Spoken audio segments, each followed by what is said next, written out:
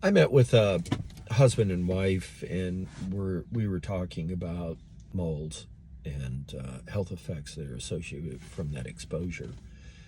And the frustrating thing was that the wife was suffering with health issues, and the husband was not believing it, not for a second, that his wife was being sick from all this mold that was in their basement.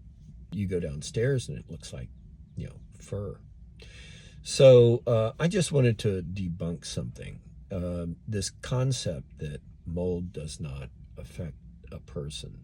There's so much literature. There's so much out there.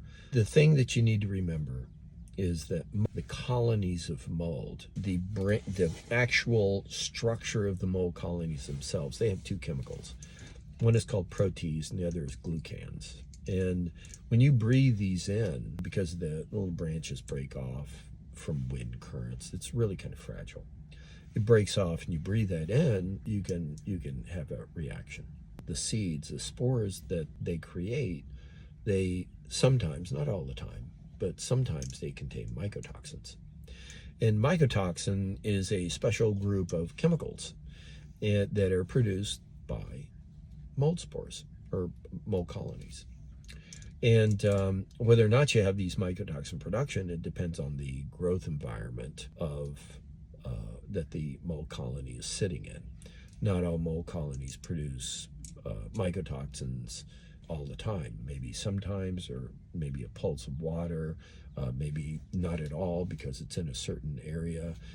Others would be, hey, we need to have lots of mycotoxins, so everything is produced has. So it's not really predictable. That's my point. But these chemicals are very potent. And when you analyze for mycotoxins, you do things in a two thought process. One is you evaluate what the people are eating, because grains and nuts can have a variety of mycotoxins. For example, peanut butter has a lot of ochratoxin B, and it's very potent. So a lot of people, when they eat peanut butter, and they say, I'm allergic to peanut butter. But in reality, they're not allergic to the proteins that the peanut butter has, or the oils that the peanut butter has. It has to do with the mycotoxins that are inside the peanuts. So just be aware there's kind of a misunderstanding about potential exposures. The military, aspergillus produces trichosines, and military uses trichosines for weaponry. Pharmaceutical industry uses metaphenolic acid in immune suppression systems. Alternaria generates a mycotoxin, alternariol, and it is a immune suppression material. There is so much that people are aware of who do this kind of work, that mycotoxins are a problem, and they have a very, very potent effect on people. Don't forget penicillin. That came from penicillin.